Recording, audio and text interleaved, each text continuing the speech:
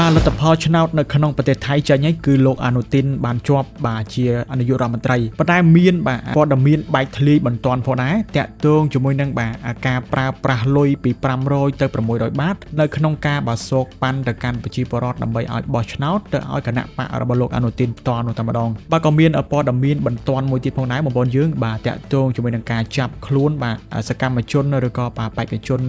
ជាន់ខ្ពស់នៅក្នុងគណៈបកប្រឆាំងរហូតដល់41នាក់បាទបន្ទាប់ពីលោកអនុទីនបានជាប់បាទឈ្មោះឬក៏ជាប់ជានាយករដ្ឋមន្ត្រី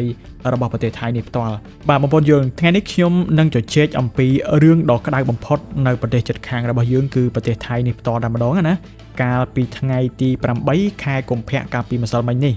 លទ្ធផលឆ្នោតនោះគឺបងប្អូនយើងបានដឹងរួចហើយគឺគណៈបកភូមិใจថៃរបស់លោកអនុទីនគឺឈ្នះដាច់ដែលទទួលបានអាសនៈរហូតដល់194ឯណោះអញ្ចឹងមានន័យថាលោកអនុទីននឹងគឺនឹងមានសង្ឃឹមខ្ពស់បំផុតជាងគេថាគាត់នឹងក្លាយទៅជានាយករដ្ឋមន្ត្រីទី33របស់ប្រទេសថៃ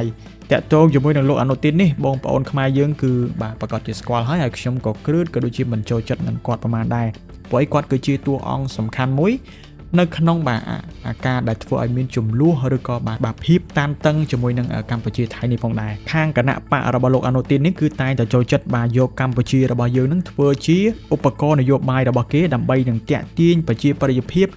ឬក៏បាទតាក់ទាញទៅកាន់ក្រមជាតិនិយមជ្រុលនិយមរបស់គេនឹង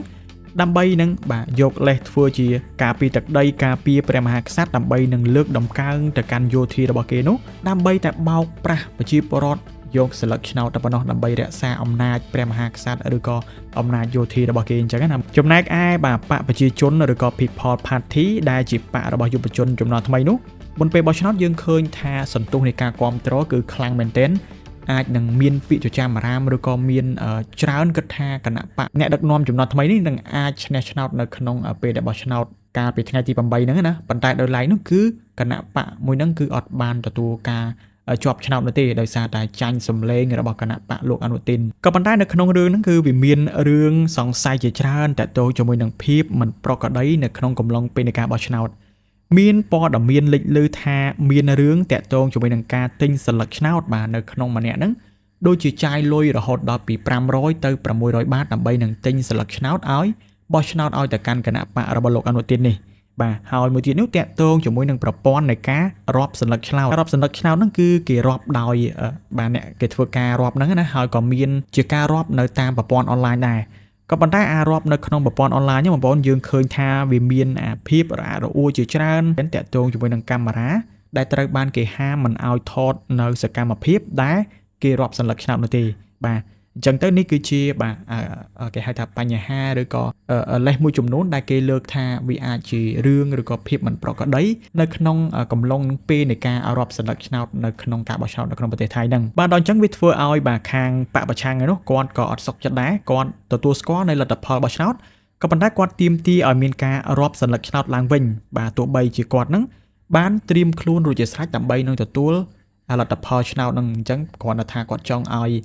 ខាងគណៈបកបាទលោកអនុទីនឬក៏គណៈបកផ្សេងដែលចូលឈ្មោះបោះឆ្នោតហ្នឹងគឺបាទព្រមព្រៀងគ្នានៅក្នុងការរាប់សន្លឹកឆ្នោតឡើងវិញហើយធ្វើឲ្យវាមានតម្លាភាពជាងមុនអញ្ចឹងណាបងប្អូនយើងក៏ព្រោះតែគេមើលទៅឃើញថាវាមានអាភិបមិនប្រក្រតីច្រើនតាក់ទងជាមួយនឹងការរាប់សន្លឹកឆ្នោតហ្នឹងមួយវិញទៀតគឺតាក់ទងជាមួយនឹងបកប្រឆាំងបាទគឺវាមានរឿងក្តីក្តាំងនៅក្នុងតុលាការហ្នឹងណាឥឡូវហ្នឹងគឺមានការចោទប្រកាន់ទៅលើអតីតតំណាងរាស្ត្របកកៅខ្លាយចំនួន44រូបពាក់ព័ន្ធជាមួយនឹងការស្នើកែប្រែមាត្រាច្បាប់112តាក់ទងជាមួយនឹងការច្បាប់មួយដែលគេនិយាយអំពីការពារព្រះមហាក្សត្រណាច្បាប់ហ្នឹងគឺមិនអនុញ្ញាតឲ្យប្រជាពលរដ្ឋឬក៏អ្នកណាក៏ដោយគឺមានសិទ្ធិទៅប្រមាថព្រះមហាក្សត្រទេព្រោះនឹងត្រូវជាប់ទោសជាប់អីច្រើនអញ្ចឹងទៅបាទអញ្ចឹងទៅក៏បាទយកលេសហ្នឹងដើម្បីកម្ចាត់ទៅកាន់សកម្មជនឬក៏អ្នកដែលធ្វើគណៈបកចំនួន44នាក់ហ្នឹងអញ្ចឹងយើងឃើញថាបាទនយោបាយនៅក្នុងប្រទេសថៃនេះគឺមានភាពច្បោកច្បល់ជាខ្លាំងដោយសារតែគណៈបកជាច្រើននោះក៏ត្រូវបានបាទបតាយបន្ទាប់គ្នាវាយគ្នាដើម្បីដំណើរអំណាចបាទគណៈបកលោកអនុទីននោះក៏ចាប់ផ្ដើមបាទវីកំតិចទៅកាន់គណៈបកប្រឆាំងមួយចំនួនដើម្បីនឹងបំបិតសម្លេងដើម្បីនឹងរក្សាអំណាចរបស់គេអញ្ចឹងទៅបាទហើយតទៅជាមួយនឹងគណៈបករបស់យុវជនសម័យថ្មីនោះក៏ឃើញថាបាទសន្ទុះនៃការគ្រប់គ្រងនោះក៏ឃើញថា វាមិនដូចទៅនឹងអ្វីដែលគេបានស្ទង់មតិពីកន្លងមកអញ្ចឹងណានេះគឺជាភាពមិនប្រក្រតីមួយចំនួនតែគេលើកជាសំណួរថាតើអាចនឹងមានការបន្លំស្លឹកឆ្នោតឬក៏បាទការប្រើប្រាស់លុយដើម្បីទិញស្លឹកឆ្នោតដែរទេបាទត្រឡប់មកវិញបងប្អូនយើងមិនថាគណៈបកណានោះទេបានជាប់ឆ្នោតខ្លាចជានាយករដ្ឋមន្ត្រីនៅក្នុងប្រទេសថៃណាយើងអត់ខ្វល់ទេសំខាន់ដែលរឿងដែលយើងខ្វល់បំផុតនោះគឺតាក់ទងជាមួយនឹងបញ្ហាព្រំដែនកម្ពុជានិងថៃហ្នឹងយើងនឹងគឺអត់ចង់មានបញ្ហាជាមួយពួកគេទេហើយក៏យើងមិនចង់ទៅលុកលាន់តាក់ទងជាមួយនឹងបញ្ហាផ្ទៃក្នុងរបស់ប្រទេសគេដែរក៏ប៉ុន្តែសុំតែកុំឲ្យមានបញ្ហាផ្សេងនេះមកទម្លាក់មកបញ្ចេញនៅប្រទេសកម្ពុជាឬក៏យកលេសមកឈ្លានពានមកធ្វើសង្គ្រាមជាមួយកម្ពុជានោះដើម្បីតែបាទរឿងផ្ទៃក្នុងរបស់ប្រទេសខ្លួនឯងនេះអញ្ចឹងយើងក៏នៅតែបន្តបាទតាមដានទាំងអស់គ្នាទៀតថាតើនឹងមានរឿងអ្វីបន្តទៀតក៏ព្រោះតែបាទរឿងតាក់ទងជាមួយនឹងលោកអនុទីនបានកាន់តំណែងជានាយករដ្ឋមន្ត្រីនេះគឺវាជារឿងដែលមិនសូវជាល្អប្រហែលនោះទេបងប្អូនយើងដោយសារតែលោកអនុទីនគាត់គឺបាទតាក់ទងជាមួយនឹងការរណបទៅនឹងយោធាថៃក៏ដូចជាខាងព្រះមហាក្សត្របាទហើយពួកយោធានេះគឺជាក្រុមដែលបករឿងជាមួយនឹងកម្ពុជារបស់យើងក៏ដូចជាបាទមានព្រះមហាក្សត្រឬក៏រាជានិយមនោះក៏នៅពីក្រោយនឹងដែរបាទនៃព័ត៌មានថ្ងៃនេះមានតែប៉ុណ្នេះបាទ Subscribe Channel YouTube ខ្ញុំម្នាក់មួយដើម្បីទទួលបានព័ត៌មានថ្មីៗបន្ត